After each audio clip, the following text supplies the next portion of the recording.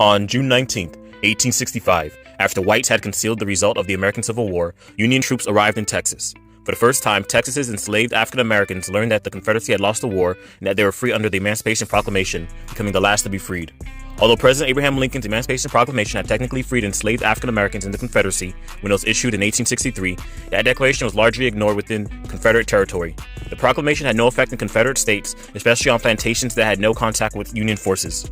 Despite this, the Confederate Army's surrender on April 9, 1865 should have immediately freed enslaved African Americans in all states and territories. In many former Confederate states, whites used violence, misinformation, and threats to continue to enslave African Americans.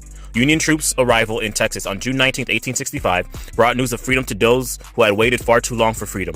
The day has come to be known as Juneteenth in the African American community and has for generations remained a day of remembrance, joyous celebration, and hope. Remembrance of the hardships and pain of enslavement, joyous celebration of survival, and hope for the opportunity and peace that freedom ought to bring.